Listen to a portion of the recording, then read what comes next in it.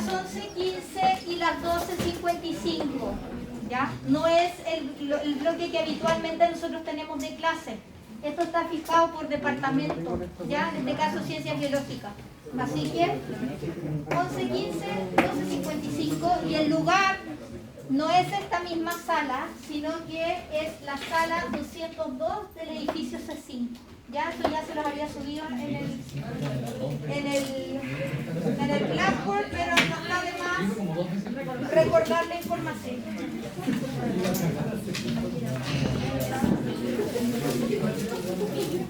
Importante, yo sé que este horario es un poco más amigable que por lo menos el de las 8:30, pero puntualidad para que tengan el tiempo completo para poder desarrollar el examen, ¿ya? ¿Profe? Dígame. ¿El examen son solo alternativas?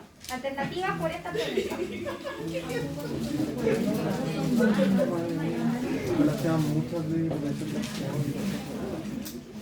Ya. Entonces, partamos con nuestra actividad del día de hoy. El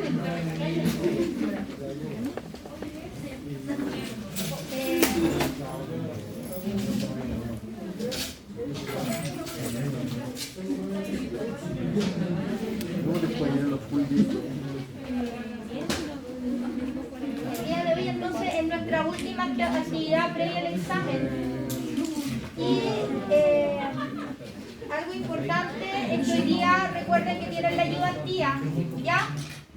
Hoy día en la ayudantía, además de seguir preparándose para el examen con Catalina, tienen que ver el tema de las décimas por los trabajos que hicieron, por las preguntas de seguimiento, ¿ya? Entonces, en la tarde con ella van a ver finalmente el total de décimas que obtuvieron cada uno de ustedes en sus actividades de seguimiento y le dirán a la Cata, quiero usar mis décimas en la solemne 1 o en la solemne 2. Le dan toda esa información, luego la Cata me manda el detalle y yo arreglo la nota en el libro de clase, ¿ya? En la planilla electrónica de las notas.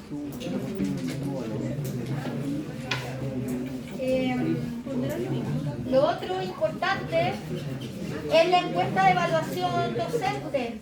A mí me llegan semanalmente reportes del grado de avance y de por sí en Casona ha ido demasiado lento en general, así que por favor, quien no la haya respondido es su obligación hacerlo.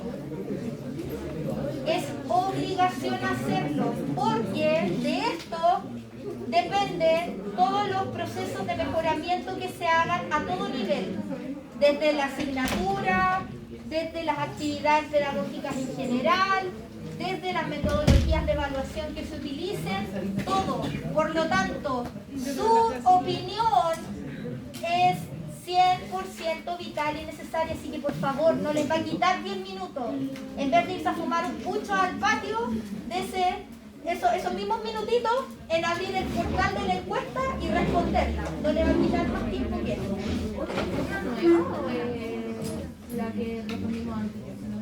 Una fue la evaluación de medio término, pero esta es la evaluación docente.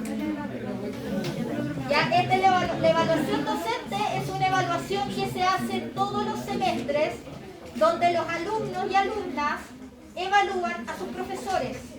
¿Ya? Entonces son una serie de preguntas que realiza la universidad, donde ustedes evalúan a los profesores de todas sus asignaturas. ¿Ya? Por lo tanto, aprovechen esta instancia y las formas para ingresar y contestar las encuestas son múltiples. Pueden ingresar directamente en la página de la universidad, en el Blackboard, en su aplicación, etc. No tiene excusa para no responderla. Así que por favor, háganlo. ¿Ya? Lo otro que vamos a hacer el día de hoy, que debería ser relativamente corta esta actividad, porque lo que tengo planificado es, en primer lugar, que hablemos un poco de la asignatura en sí, porque esta es la última clase que tenemos, no nos vamos a ver hasta el examen, y me gustaría que hiciéramos como una síntesis, porque quiero recoger información acerca de su percepción, que va a servir mucho para discutirlos con los otros docentes que también dictan la asignatura y podemos tomar mejores decisiones conjuntas para futuras versiones de la asignatura, ya del ramo en general. Y también lo que quiero que hagamos el día de hoy, que ya se lo había puesto en el anuncio, es revisar la solemne 2. Les voy a pasar la solemne, les voy a poner las alternativas para que ustedes chequen bien que los puntajes están ok y revisemos las preguntas. Y eso de cierta forma también va a constituir una especie de repaso porque es todo el contenido de la unidad de células del sistema nervioso, sinapsis, potencial de acción, etcétera, etcétera. ¿Ya? Y la última actividad del día de hoy, también quiero que como el examen es de carácter integrativo, me imagino que todavía deben persistir algunas preguntas o algunas dudas de contenidos anteriores. Así que también va a ser la instancia para que retomemos algunos conceptos y los volvamos a mirar. ¿Ya? Así que ahí necesito 100% la participación de todos ustedes. ¿Ya? Al igual que todas las clases, hay asistencia, así que de ahí se puede ir anotando. Entonces, dicho todo esto, me gustaría que ustedes me contaran, porque yo recuerdo muy bien que habían como diferentes posturas al inicio del curso, entre un terror por el tema de la biología, otros que les gustaba el área científica, neurociencia. Entonces, quiero saber ahora que ya terminamos de revisar los contenidos, que ya estamos a puertas de cerrar el curso, ¿cuál ha sido su percepción acerca de la asignatura en general? En todo sentido. Desde mi persona como profesora, desde los contenidos revisados, desde la metodología utilizada en cuanto a los seminarios o las actividades de trabajo autónomo. Cuéntenme un poco, porque todas estas ideas después yo las puedo discutir con el resto del equipo docente para, como les decía, futuras versiones de la asignatura. Constanza. Yo por lo menos en el colegio de biología hasta segundo medio y siempre en la media como que desarrollé como rechazo a esa biología más que nada por los profes. Y como que acá me reencanté con la materia. Y fue más que nada por la forma que se hacía las clases y la forma en que también como que planteaba los trabajos. Porque era más, nunca imaginé que un profesor como de ciencia pudiera plantear como más libertad en los trabajos. En el sentido de cómo abarcar los trabajos, cómo llegar al punto. Entonces como que esas cosas me gustaron harto. Y la combinación también que usted tiene como de los papers, que igual hablan como de temas más humanistas, por decirlo así. Entonces como esa unión me gustó mucho. Qué bueno que termino contenta del ramo, eso es un punto, un porotito. ¿Alguien más que quiera dar su opinión? Catalina. Creo que es muy positivo el tema del seminario, como que se valore harto en temas como de porcentaje de nota, porque por lo menos para mí, por ejemplo, me pasa que llego a la prueba y me autosaboteo y me va pésimo, y los seminarios eran una instancia como de, yo sentí que aprendí mucho en los seminarios y como que se podía hacer bien y no fue bien, entonces me gustó hacer seminario. Sí, la verdad que el curso, una de las ventajas justamente era que la mayor ponderación estaba en los seminarios. Entonces, independiente que tuvieran un bajón más o menos estrepitoso en las solemnes, igual era completamente repuntable a nivel de los seminarios. Y como bien dice Catalina, también orientaba a la parte integrativa, porque claro, una cosa es la cátedra, pero finalmente todos los seminarios de alguna forma estaban pensados para que ustedes tomaran los conceptos abordados en clase y los aterrizaran a una problemática en particular. Entonces, sí o sí, tenían que pasearse por todos los contenidos de alguna u otra forma que hemos visto y responder, ¿no es cierto?, a la temática del seminario abordado. ¿Alguien más que quiera compartir comentarios, sugerencias, críticas, buenos deseos, lo que sea? Usted. Igual, realmente para mí también la materia y en general las ciencias siempre fueron como mi talón de Aquiles en el colegio, así, porque no me gustaba, no me favorecía el promedio, nada. Me generó mucha frustración porque al final la materia no la entendía y no me llamaba la atención. Y admito que al inicio también para mí fue como frustrante empezar ya como el primer semestre como con neuro, o bueno, tópicos de neurobiología, pero para mí ya era intenso. Y fui agarrándole, ¿cómo se dice? Como el ritmo. Y ahora como que me encanta todo lo que hemos visto, lo que hemos aprendido, el entender todo esto de las neuronas, que yo no, ya para mí hablar de neuronas en el colegio era como, no entendía nada, y ahora entiendo mucho y se siente muy bien y agradezco como el esfuerzo que he hecho como profe para generar un muy buen ambiente y educación al respecto con todas las unidades, y así. Entonces como muy bonito ese sentimiento de entender y como, bueno, lograr ver al fin la ciencia no como algo que me moleste ni estorbe, sino como algo complementario y que de hecho me está gustando mucho. Qué bueno, me alegro, que no se te hizo tan árido el camino a pesar de esa como postura inicial media conflictiva con la biología. Qué bueno. Dígame.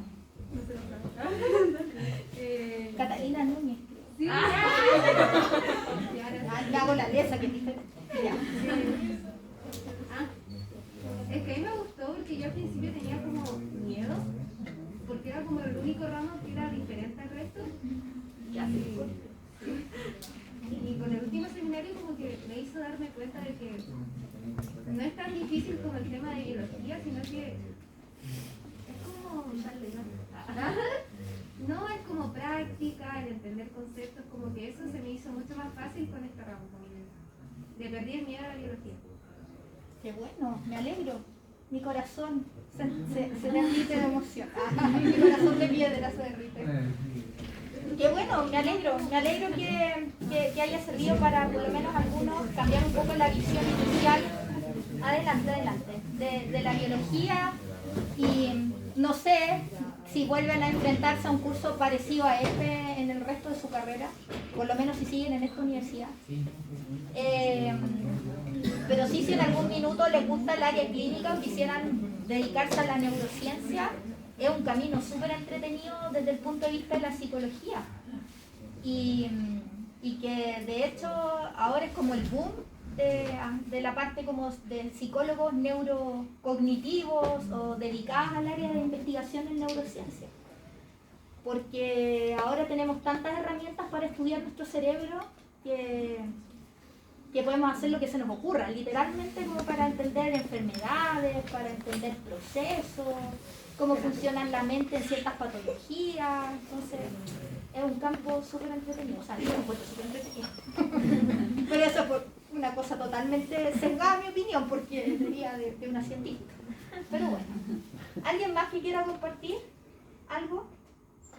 Me gusta hacer las clases entretenidas, como entretenido aprender la materia o tratar de seguir el ritmo. Y eso que son medio aceleradas, pero he bajado un poco las revoluciones, las he bajado un poco. En mi caso, porque yo no tengo clases de octavo de ciencia, de biología en general. Me alegro mucho que haya sido provechoso. Yo sé que estos contenidos de neurobiología a veces es difícil contextualizarlos, porque primero uno tiene que, como siempre digo, enseñar un vocabulario. Cuando uno se introduce a un tema, sobre todo en el área de ciencia, uno tiene que enseñar un vocabulario, porque se habla de una manera diferente, lo mismo que en las ciencias sociales. Si a mí me mandan a leer un texto escrito por, no sé, un filósofo, lo más probable es que me demore 1000 años comparado con que se me pone un libro científico, porque el lenguaje es diferente, las palabras son diferentes, todo cambia. Entonces, claro, al principio podría ser un poco denso, porque ustedes, los que no estaban familiarizados con el aspecto biológico, tenían que aprender conceptos, terminología diferentes. Y a medida que se fueron familiarizando, ya las cosas empezaron a fluir un poquito mejor.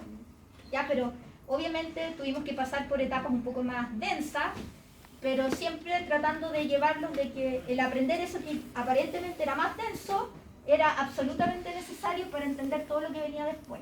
Entonces, y la guinda de la torta fue este último seminario que ustedes pudieron realizar, donde efectivamente tuvieron la opción, ¿no es cierto?, de trabajar en grupo, de elegir un tema que les interesara, ¿no es cierto?, y abordarlo desde el punto de vista de todo, molecular, farmacológico, la parte como si ustedes tuvieran que hacer el diagnóstico, ¿no es cierto?, qué criterios tendrían que utilizar, cómo los fármacos nos podrían ayudar, a pesar de que ustedes como psicólogos no van a recetar nunca un fármaco, pero sí, por ejemplo, si el día de mañana va a su consulta un paciente que ya se encuentra en una terapia con un psiquiatra, ustedes tienen que entender lo mínimo de por qué el psiquiatra le dio tal remedio respecto a otro, por último, para tratar como de complementar, ¿no es cierto?, la terapia de acuerdo al abordaje, ¿no es cierto?, que tuvo ese médico, ¿no es cierto? Entonces, ahí como que vamos hilando y atando cabos, y lo que parecía en un comienzo como tan así inconexo, como demasiado biológico, de pronto encuentra un poco de sentido, o por lo menos yo creo que encontró un poco de sentido, sobre todo al final del trabajo del semestre con el seminario. Aprovechando eso, como ya tienen las notas y todo, les quería comentar que a pesar de que durante el seminario yo tomo apuntes como loca, porque obviamente me sirve después para rechequear todo, porque yo veo los videos de nuevo, los veo con ustedes, les hago preguntas, hago mis anotaciones y yo chequeo todo de nuevo. Así que me di en la maratón de videos justamente para hacer que la evaluación fuera lo más precisa posible de acuerdo a la rúbrica. Y de acuerdo a la rúbrica también, yo les quiero comentar de que la Catalina y yo teníamos un puntaje un poco más amplio respecto al que tenían ustedes en sus coevaluaciones, porque ustedes evaluaron como 1, 0, 5 y 0. Nosotros teníamos un criterio un poco más amplio, entonces por ejemplo si encontrábamos que algo no estaba perfecto, pero tampoco para un 0,5, teníamos un puntaje intermedio de 0,75. Si algo estaba más o menos malo, pero nunca tan malo para un 0, teníamos el 0,25. Y así fuimos ajustando toda la escala para que ojalá la rúbrica estuviera lo mejor evaluada posible, ¿ya? De las debilidades que detecté, principalmente era la normativa APA, y eso se los dije a casi todos cuando detectaba esa falencia en la presentación, que no ponían imágenes o de repente citaban cosas y no ponían de dónde lo sacaron. La mayoría tenía la bibliografía al final, pero hubo varias presentaciones que no tenían ni siquiera la bibliografía al final. Entonces eso les descontaba puntaje. Otras que tenían, no sé, puede que lo confunda un poco con la otra sección que también estuve revisando los videos de nuevo, que hablaban demasiado rápido. Entonces había un criterio que era didáctico, y si tú grabas un video a velocidad 5x, la posibilidad de que el video sea didáctico es muy limitada. Entonces cosas así, ¿ya? O sea, debilidades, porque la parte gráfica yo siempre los he felicitado, me encanta ver sus presentaciones porque las encuentro muy entretenidas. Pero eso, las principales debilidades APA, la principal debilidad también de que de repente no cumplían al 100% todos los aspectos solicitados. De repente describían muy bien lo molecular, pero les faltaban algunos puntos de la parte celular o de la parte como de funcionamiento a nivel del sistema nervioso. O por ejemplo ahora que tenían que mezclar la parte de mecanismo de acción del fármaco con la terapia psicológica, había grupos que efectivamente hacían la confrontación de las dos formas de tratamiento, comparando pros y contras, ¿no es cierto? Pero faltaba de repente en la parte psicológica como el mecanismo, porque describían muy bien la terapia, pero no me decían a qué nivel propiamente tal actúa, en el sentido como a nivel del sistema nervioso. ¿Qué hace que yo baje mis niveles de ansiedad con esta terapia? Porque estimulo, por ejemplo, la liberación de ciertas hormonas, o apago mi sistema nervioso simpático, etc. Entonces hubo un par de grupos que esa parte la logró bien, pero habían otras que estaban un poquito más débiles, y eso fue restando algo de puntaje, ¿ya? Pero en general, bastante bien logrados los trabajos, ¿ya? Bastante bien logrados, y eso, así que los quiero felicitar por su desempeño porque realmente estuvo bastante bien, ¿ya? Ahora, estoy con la garganta pero terroríficamente gastada. Entonces, lo que vamos a hacer ahora a continuación, les agradezco los comentarios para quienes me dieron su feedback del curso. Lo que quiero que hagamos ahora es ver las solemnes. Pero les quiero pedir un favor encarecidamente. Ustedes saben que yo no entrego las solemnes para la casa. Y que al igual que la vez pasada, no dejo que les saquen fotos. Así que por favor sus celulares guardaditos en el bolsillo, en la mochila, donde quieran. Y yo los voy a ir entregando en la prueba, ¿ya? Les voy a proyectar la pauta donde están las alternativas correctas. Y como ustedes saben, en las solemnes yo siempre tengo dos formas, una A y una B. Así que arribita de donde están las alternativas, yo les puse con una letra naranja si es la forma A o la forma B para que se fijen en la planilla, ¿ya? otras alternativas. Les voy a dar tiempo para que la revisen. Chequeen el puntaje. Si yo les puse bien a todo lo que tenía que estar bien, ¿ya? Y después de eso, marquen si quieren con un puntito aquellas preguntas que ustedes consideraban que estaban bien y que les causó una sorpresa brutal, que las tengo malas, ¿ya? Para que las discutamos en el momento de conversar.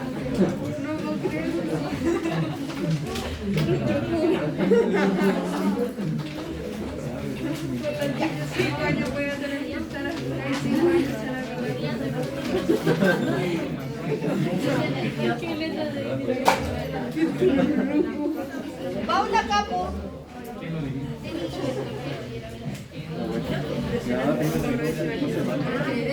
La de la neurona colinérgica. Ya. Les voy a leer el texto de la pregunta. Dice así. Usted se encuentra leyendo un artículo en donde mencionan un nuevo descubrimiento de neuronas colinérgicas. Usted comprende que estas neuronas son denominadas así por: alternativa A, el neurotransmisor que secreta es acetilcolina; B, la neurona tiene receptores específicos de acetilcolina; C, las neuronas secretan y recepcionan acetilcolina.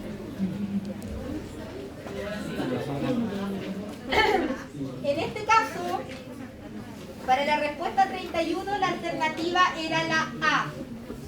¿Por qué era la A? Recuerden que la manera en que uno menciona o se refiere a un tipo de neurona en particular está siempre asociado al neurotransmisor que libera. Nosotros hablamos de neurona dopaminérgica, neuronas que liberan como neurotransmisor dopamina. Serotoninérgica, que liberan serotonina.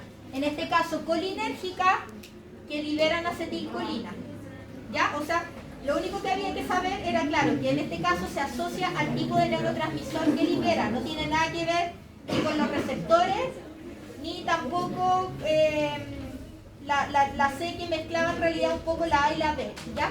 Dígame. Es que ahí los receptores dan lo mismo porque igual puede receptar otros tipos de neurotransmisores.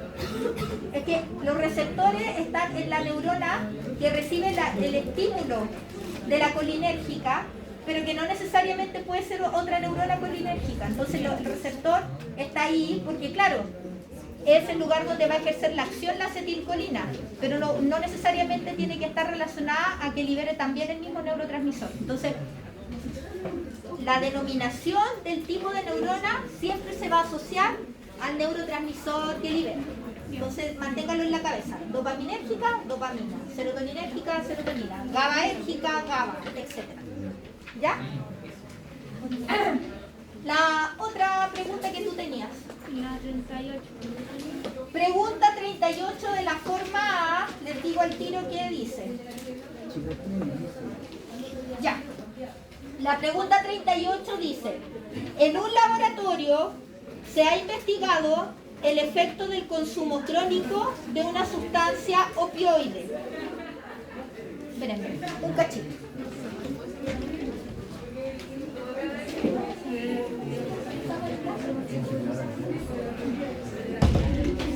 Ya, de nuevo.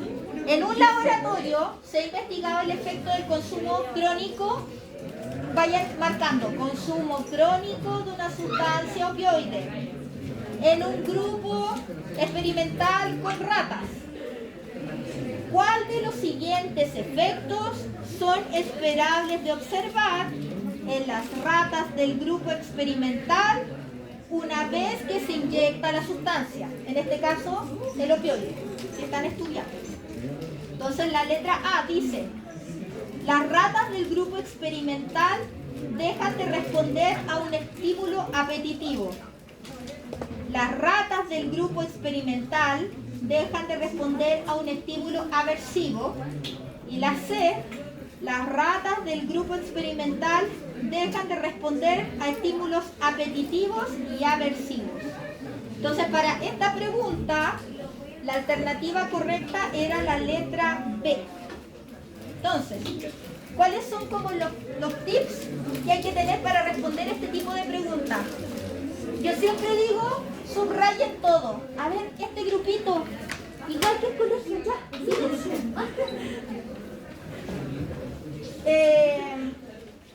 Subrayen las cosas importantes. Por ejemplo, acá le daban varias pistas.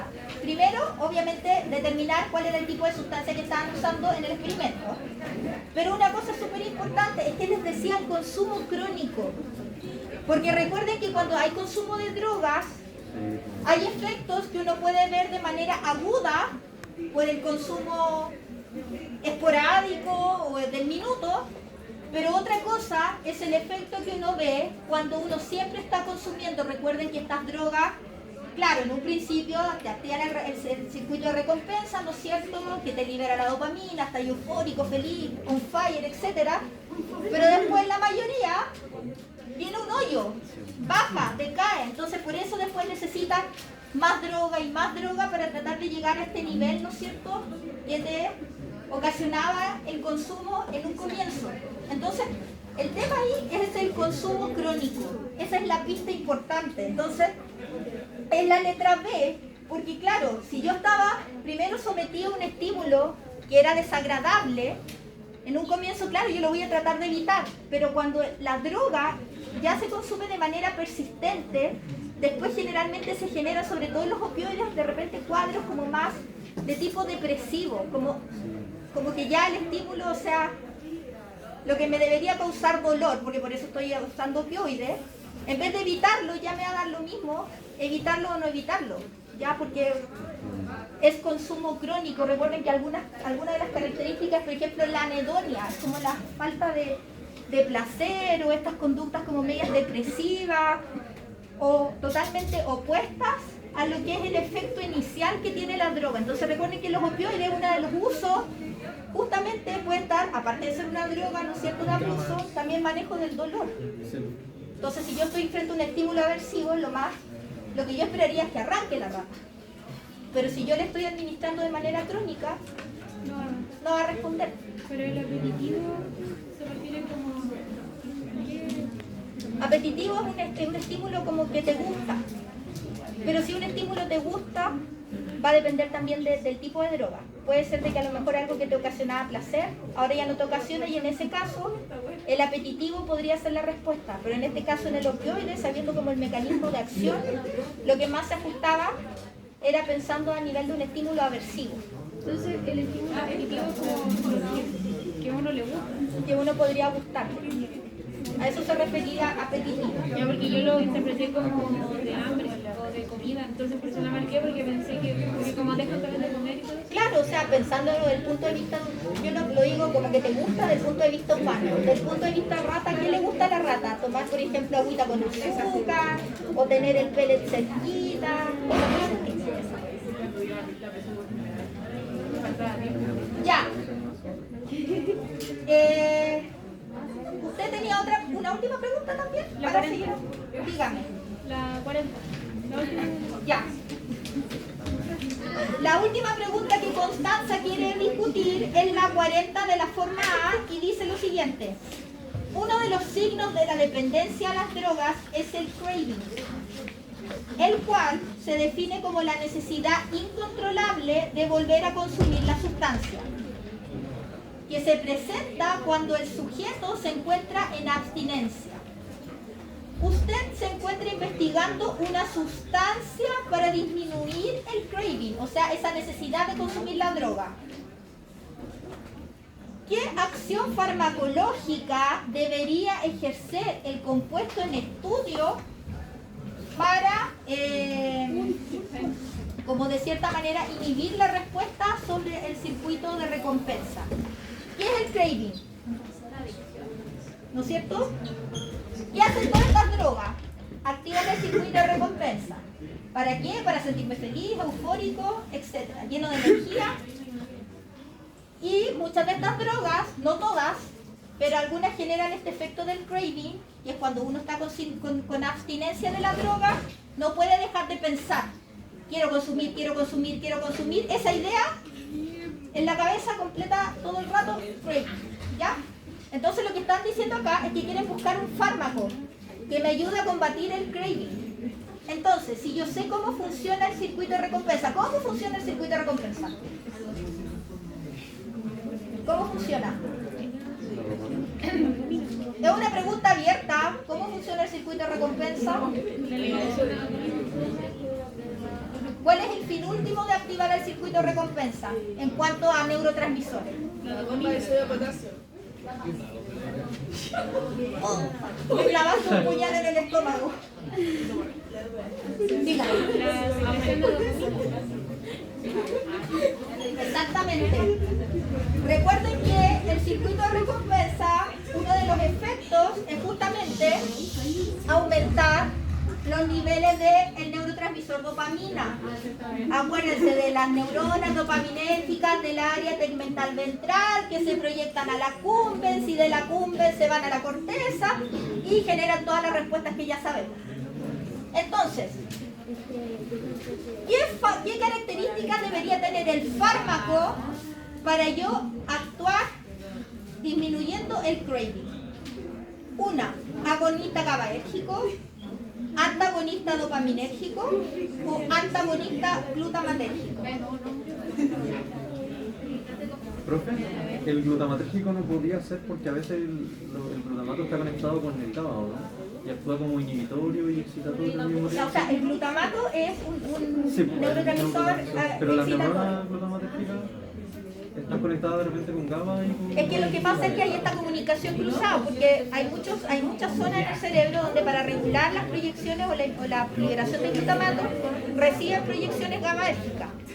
Pero acá esto está ligado 100% a entender cómo funciona el circuito de refuerzo. Entonces, el circuito de refuerzo, ¿cómo funciona? Aumentando los niveles de dopamina. Mientras más dopamina, te baja el GABA. Acá no tiene nada que ver el GABA. Estamos hablando solamente de la dopamina. Que activar el circuito de recompensa se aumenta la liberación de dopamina. Entonces, ya solo sabiendo eso, yo si quiero evitar el craving en estos pacientes, un GABAérgico no, porque yo sé que el GABAérgico no tiene una función tan específica en el circuito de refuerzo. Glutamatérgico, por lo menos a nivel que lo estamos viendo, no. Todo se centra finalmente en la dopamina. Entonces, si yo quiero tener una acción farmacológica en este circuito de refuerzo, yo lo que tendría que hacer es crear un compuesto que de cierta manera me baje los niveles de dopamina. ¿No es cierto? Entonces, ¿qué va a hacer? ¿Va a ser un agonista o un antagonista? Antagonista. ¿Se acuerdan qué eran los agonistas y antagonistas? Sí. ¿Qué eran los agonistas?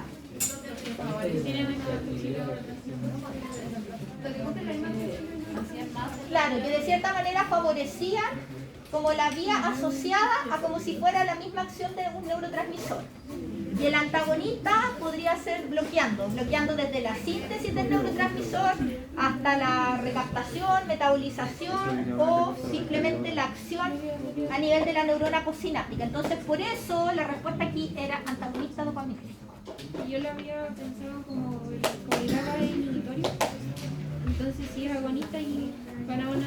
Pero te das cuenta que las respuestas están en el enunciado, porque tenías que saber primero, bueno, el craving te lo da, pero tenías que saber qué es el circuito de refuerzo, porque eso te daba la clave, circuito de refuerzo dopamina. Es que capaz que le di muchas vueltas. Yo creo. Por eso recomiendo, cuando se enfrenten a preguntas con enunciados un poco más larguitos de lo habitual, subrayen palabras clave. Ya vimos en una pregunta anterior lo del consumo crónico. Ahora vimos lo del circuito de refuerzo. Entonces, por favor, ayúdense. A veces las respuestas están en el mismo enunciado. ¿Ya?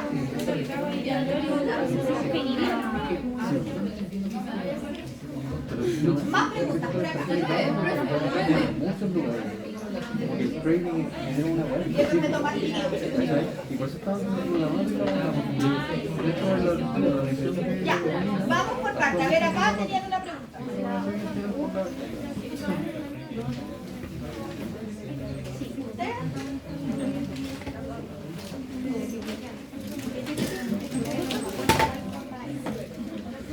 Sí.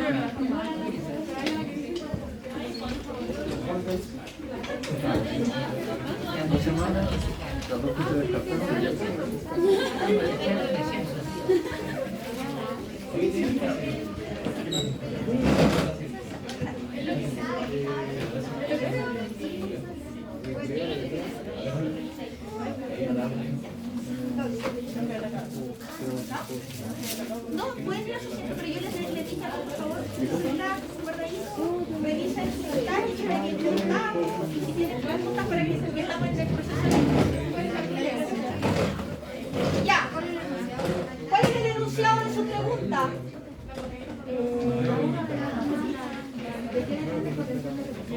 Ya, me encanta esta pregunta porque todos se caen en esta pregunta. Un buen porcentaje se cae. De hecho, esa pregunta se eliminó. Pero vamos a hablar ahora por qué. ¿Me da ahí? Ojo, que el hecho, por ejemplo, que esta pregunta que está eliminada, alguien la tuvo buena, para fines de la contabilidad del puntaje, no se ve afectada. ¿Ya? Los únicos que se ven afectados son los que tenían menos puntaje, porque al final, como bajé el total, se recalculó la nota y todos los que tenían menos puntaje subieron, pero los otros no se ven afectados. Ya, entonces, ¿de qué depende el potencial de reposo de una neurona? Ya, hablemos. ¿De qué depende el potencial de reposo de una neurona? Pregunta abierta, para que vayamos definiendo la respuesta. La 1 de la forma A, pero el enunciado es ¿de qué depende el potencial de reposo de la neurona? ¿La 1? Dice, letra A, de los gradientes de concentración y alta permeabilidad de los iones sodio y potasio. La B, principalmente de la permeabilidad de la membrana hacia el ion potasio. La C, principalmente al gradiente de concentración de sodio y su alta permeabilidad. ¿Reposo? Total. ¿Acción? O sea... En esta pregunta, la respuesta correcta era la B. Y vamos a ver por qué es la B. ¿Cómo se mantiene el potencial de reposo en el caso de una neurona? Con la bomba sodio. Una alternativa es la bomba sodio-potasio. ¿Por qué? Porque me permite mantener el gradiente de iones, ¿no es cierto?, constante.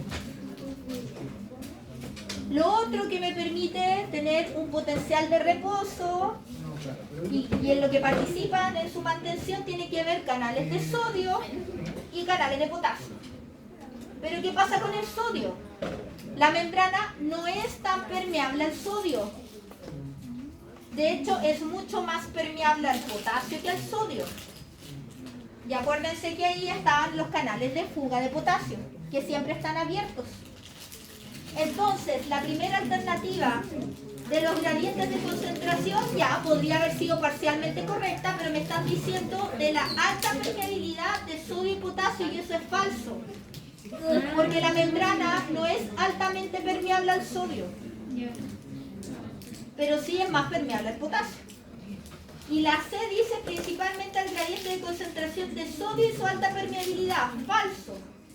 Es verdad que el sodio está mucho más concentrado afuera que dentro de la neurona y por ende, por concentración, tiende a entrar.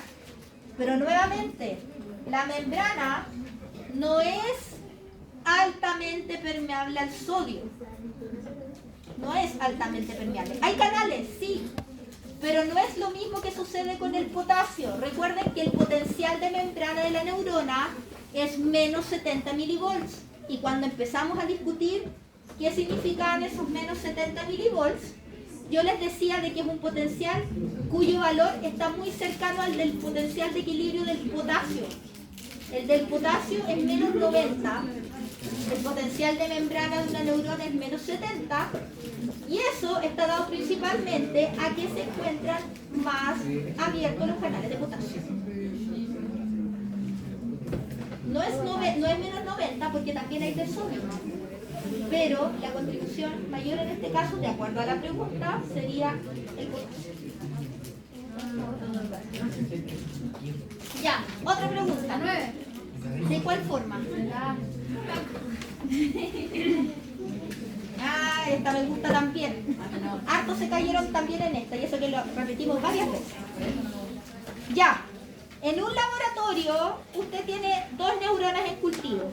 La neurona A es larga y de diámetro pequeño.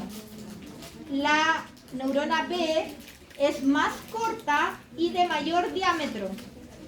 ¿Qué se espera en relación a la velocidad de propagación del potencial de acción entre ambas neuronas? Pregunta. ¿De qué depende la velocidad de conducción del potencial de acción? Del diámetro de la acción. ¿Cómo tiene que ser el diámetro? Más largo, más rápido. El diámetro tiene que ver con largo. ¿Qué es el diámetro? Un pequeño recordatorio. Diámetro y largo. Mira. Diámetro.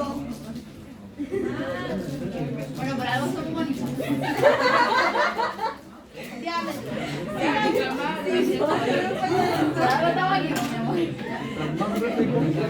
Ya, diámetro. Porque dicen que la neurona A es larga, pero el diámetro de su axón es más cortito, es más chiquitito, ¿no es cierto? Es más angosto. En cambio, la neurona B es más corto el axón, pero es mucho más ancho. Y está bien lo que dijiste de la mielinización, porque son dos factores importantes.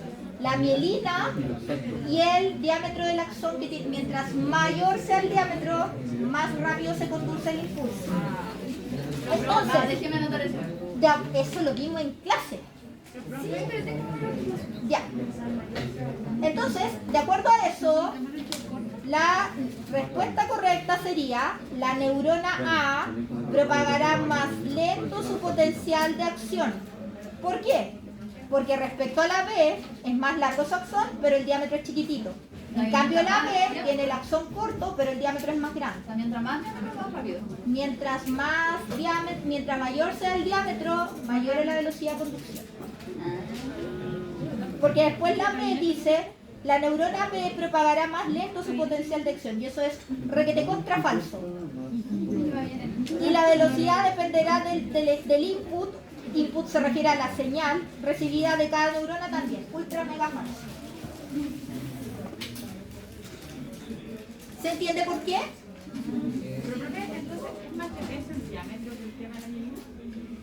Son los dos factores, porque puedes tener un axón no mielinizado.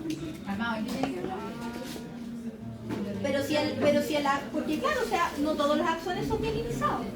Puedes tener un axón mielinizado, perdón, no mielinizado, pero si es más grande su diámetro, puede conducir igual rápido el impulso. Lo que pasa es que la mielina es un plus. Porque acuérdense que la forma en que se transmite el impulso es a través de saltitos. Pero que yo analicé fue, es más largo, no tenemos mielina. En ninguna parte te dijeron que tenía mielina. Lo único que te hablaron es diámetro.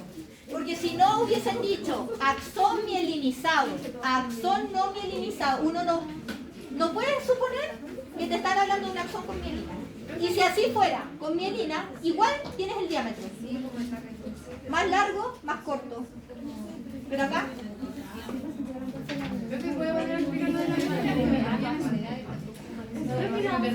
la mielina.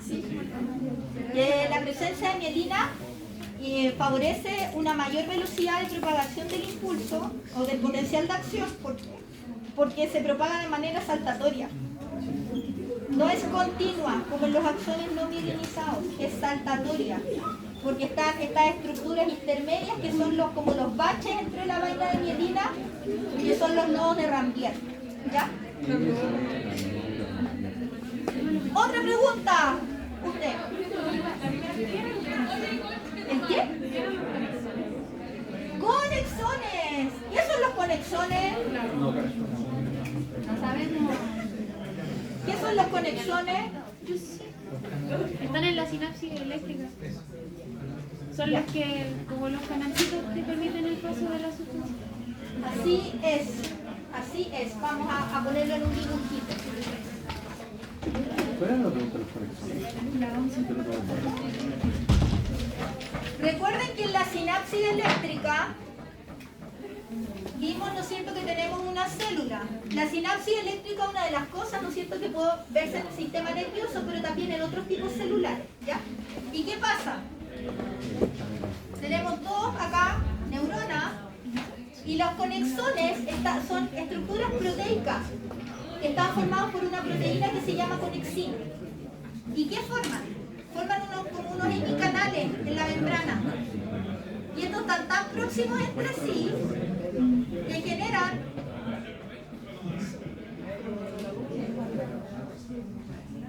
un canal. El conexón, si tú lo miraras por arriba, es como una estructura de este estilo. ¿Ya?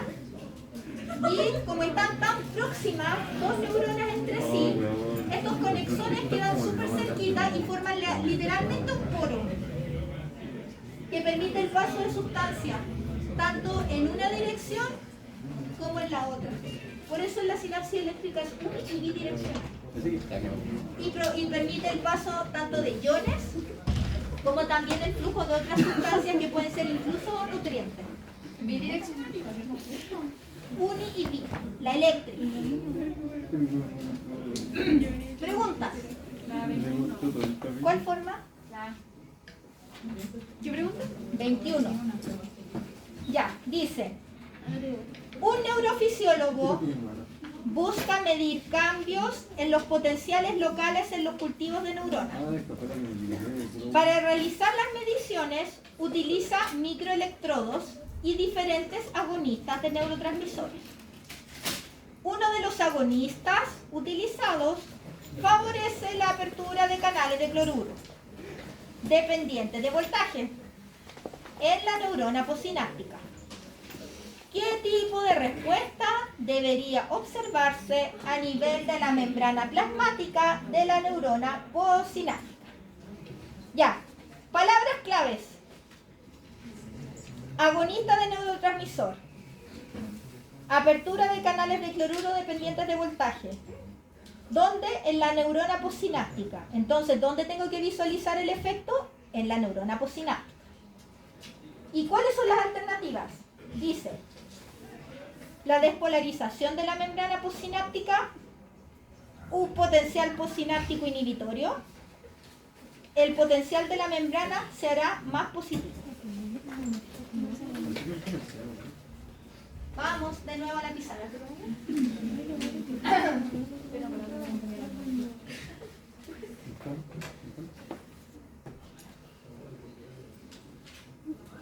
Esta es la membrana plasmática de una neurona. Ya me conté. ¿No es cierto? Así se distribuye la carga en la membrana plasmática. Negativa por dentro, positiva por fuera. Me están diciendo que tengo, ¿no es cierto? Pensemos que esta es la membrana postsináptica. Me están diciendo que utilizaron un agonista, ¿no es cierto?, de neurotransmisor, que lo que generó fue que se abrieran canales de cloruro en la neurona postsináptica.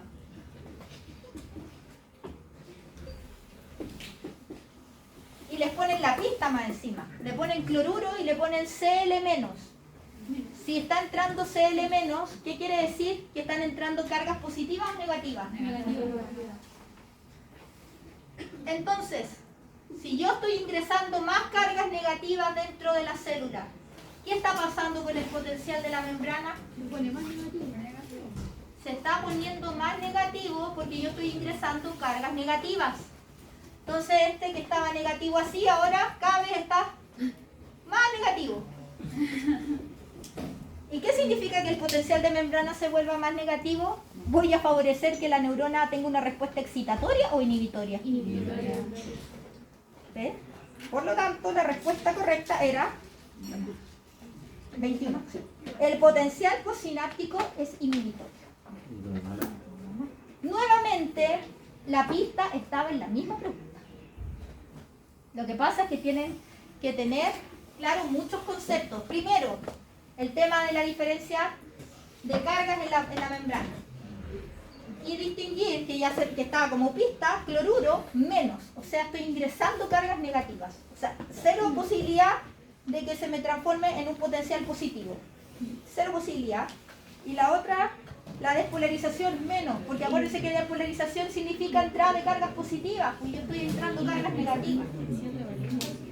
Así que cero posibilidad, salvo la de un potencial postsináptico inhibidor. La 13. ¿Alguien más de atrás? ¿Tienen preguntas que está tan silencioso? La 12. 12, ya. 13, 12. 15 y 16. ¿De la forma A, Maura, o de la B, de la A? Ya. Ya, 12. En la sinapsis química, ¿cuál etapa se vería directamente afectada si se bloquea la entrada de calcio al terminal de la neurona presináptica?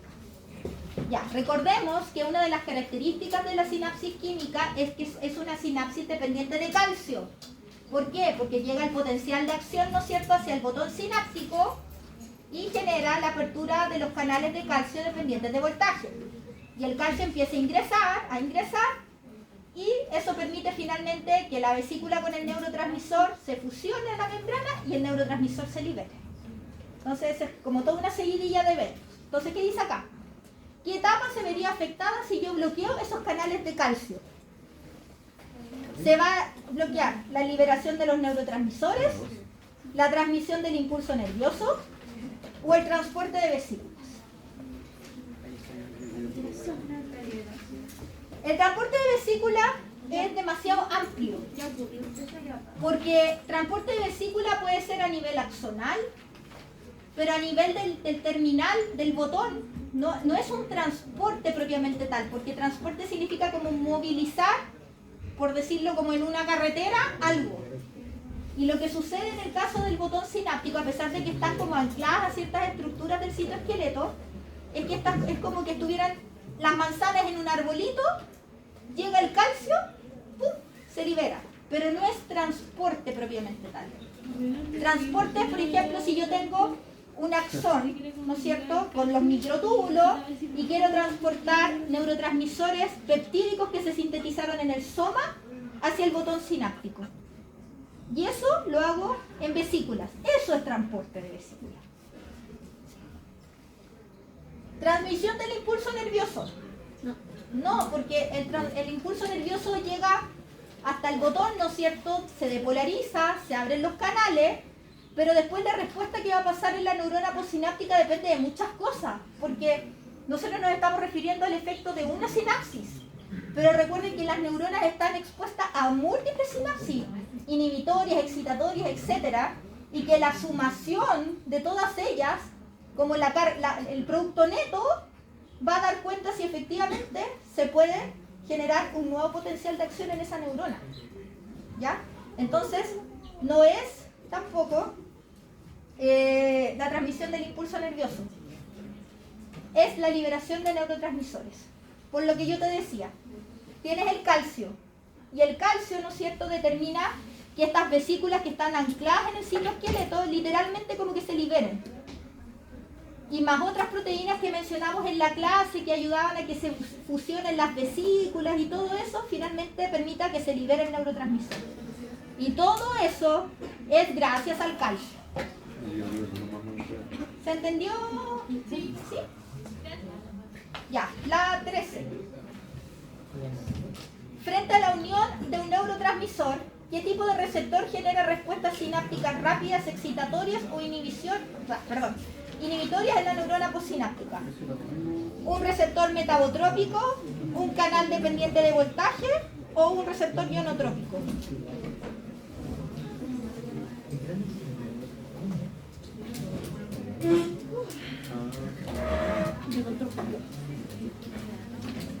Acá la respuesta correcta era el receptor ionotrópico.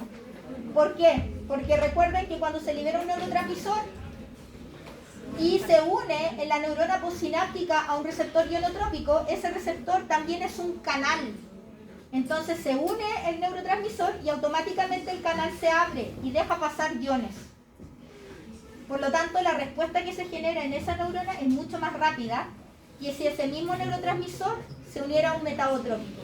Porque el metabotrópico implica una señal adicional ¿Se acuerdan de la proteína G que se activaba, que después esa proteína activaba otras cosas más? Entonces es mucho más lento. Por lo tanto, la única respuesta posible era ionotrópica. ¿Algo más de preguntas, dudas? Si no tienen preguntas, me entregan la solemne, damos un break de 10 minutos y volvemos a una última actividad muy cortita final. Como ustedes bien saben, ya con la revisión de la solemne igual nos hemos paseado harto por conceptos que tienen que ver sobre todo con la unidad 3, que tiene que ver con el tema de, ¿no es cierto?, células del sistema nervioso, sinapsis, potencial de acción, potencial de reposo, potenciales postsinápticos. Por favor, tips. Potenciales postsinápticos, repasen. ¿Qué tipo de conducción es? ¿Es pasiva? ¿Es activa? ¿Qué significa que una conducción sea pasiva? ¿Ya? ¿Qué significa a nivel de cómo se transmite ese potencial de acción? ¿Es graduado? ¿La amplitud permanece igual siempre o hay cambios en la amplitud? ¿Ya? Fíjense en esos detalles. El tema también del potencial de acción. Es un tipo de conducción activa, donde una vez que se gatilla ese potencial de acción, se autopropaga por todo el axón, ¿no es cierto?, hasta el final, y la amplitud no cambia. Ya ese es un punto de comparación importante entre un potencial, por ejemplo, postsináptico, que es de conducción pasiva, versus un potencial de acción que es activo. ¿Ya? Pónganle ojo a ese tipo de cosas. Ojo en la lectura de los enunciados, porque como les vuelvo a repetir, muchas respuestas están en el mismo enunciado de la pregunta. Por lo tanto, subrayen, dense el tiempo de leer detenidamente qué me están preguntando.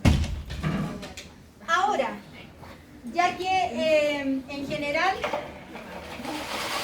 el examen es de tipo integrativo, ustedes están conscientes que entra toda la materia que hemos revisado. Desde la primera clase, que tiene que ver con todo lo netamente introductorio, cómo se estudia la neurobiología, los tipos de estudios experimentales, cuasi experimentales, lo que tiene que ver con el estudio a nivel del cerebro, por ejemplo, lo relacionado con las neuroimágenes, también échenle un repaso, lo que tiene que ver con técnicas en general, neuroimágenes, electroencefalograma. En general, esa parte inicial está como bien explicadita en el final, y si mal no recuerdo, en esa instancia creo que le subí un material adicional de refuerzo, si mal no recuerdo. Así que, de esa parte, eso principalmente. Luego en la parte de neuroanatomía, recuerden ir relacionando, porque no me sirve de nada a mí que ustedes estudien y se aprendan de memoria estructuras a nivel, por ejemplo, del cerebro o el tronco encefálico, etcétera, etcétera, si no tienen idea su relación o su salida funcional. O sea, si vamos a estudiar, por ejemplo, a nivel del cerebro, la parte, por ejemplo, de las diferentes zonas de la corteza, entender para qué sirve o qué función tiene cada una de ellas. Si me voy a poner a estudiar el sistema límbico, cómo se comunican las estructuras del sistema límbico con el resto de las estructuras del cerebro, ¿no es cierto? Y eso va directamente relacionado con, por ejemplo, tópicos de la Solemne 1, y que nosotros visualizamos también en el seminario 1, donde todo de cierta manera activaba el sistema límbico y todo era amígdala. La amígdala era la dueña y señora de todas las respuestas y la responsable de todo lo que uno veía. Pero recuerden de que hay procesos que son más que la amígdala, sobre todo a nivel de las emociones.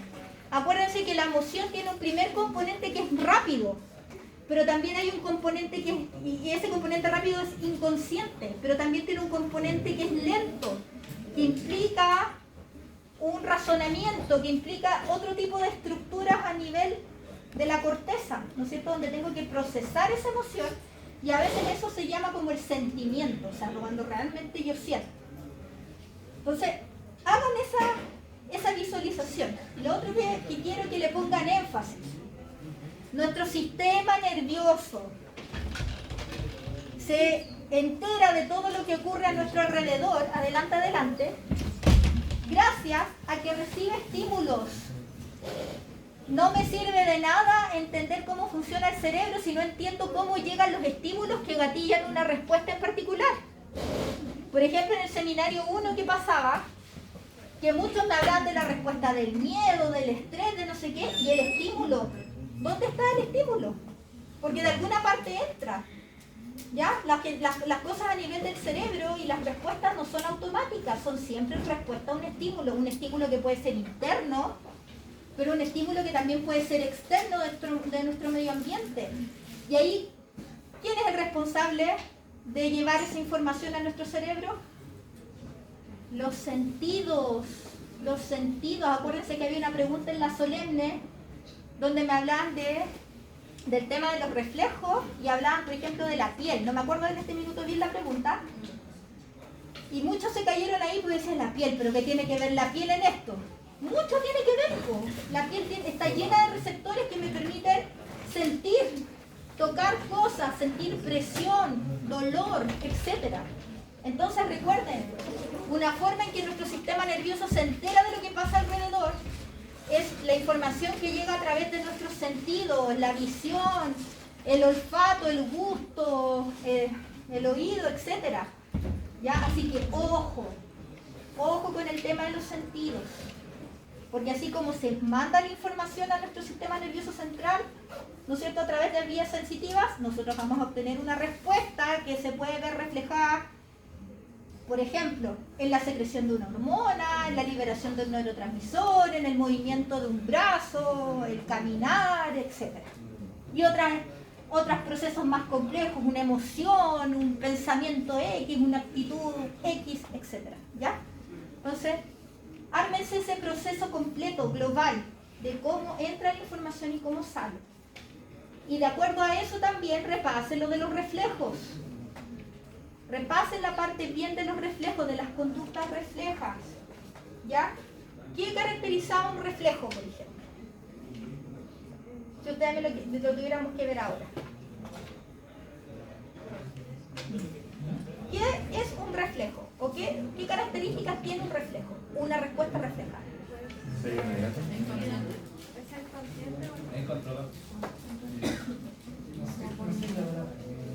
Es una respuesta rápida y es una respuesta inconsciente. Uno solamente la hace. No tiene un procesamiento cognitivo mayor. Uno simplemente cuando se está quemando, uno saca la mano. No piensa, oh, me estoy quemando, voy a mover el músculo y sacar la mano. No, es automático. Entonces, así como están estos procesamientos inconscientes frente a ciertos eventos, acuérdense también de que hay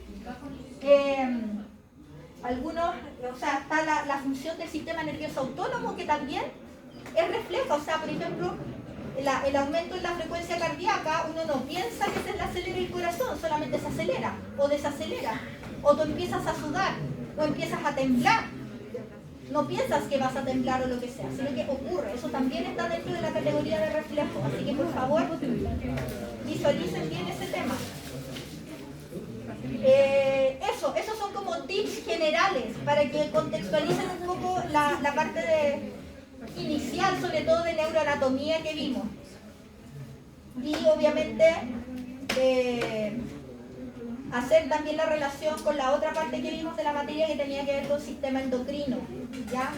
Si entienden bien la parte neuroanatómica, se entienden bien cómo es este sistema entre que nuestro cerebro percibe un estímulo, responde y se ejecuta una respuesta, cómo se relaciona con todo lo que hemos visto hasta ahora. ¿Ya? Entonces, lo último que quiero que hagamos, y con esto terminamos, es que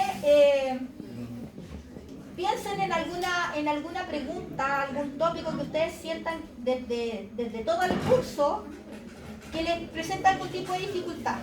Una pregunta relacionada con lo que sea, con emociones, con respuesta reflexionada, con sistema endocrino, con sistema límbico, con algo que ustedes consideren que les falta cierto refuerzo o que todavía no entienden del todo. Una pregunta, no es más que eso.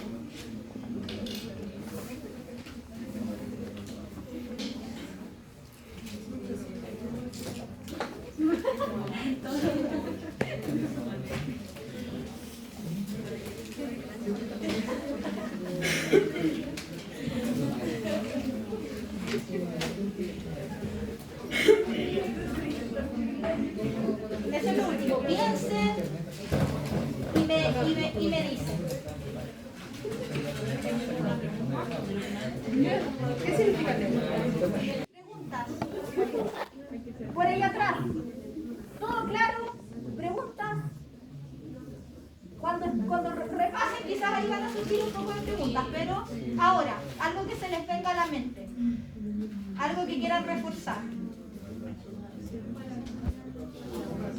Del sistema endocrino, de la parte de emociones. Ojo, en la parte de emociones revisamos teorías de cómo se fue gestando todo este conocimiento de que hoy sabemos que las emociones son multimodales porque tienen componentes cognitivos, conductuales y fisiológicos. Échenle un vistazo a las teorías que vimos en clase, porque perfectamente pueden aparecer preguntas relacionadas con eso. ¿Algo que quieran preguntar así ahora, ya? De lo contrario, si por el momento están ok, no tienen preguntas, son libres de ir a comer algo. Algo que me apure por el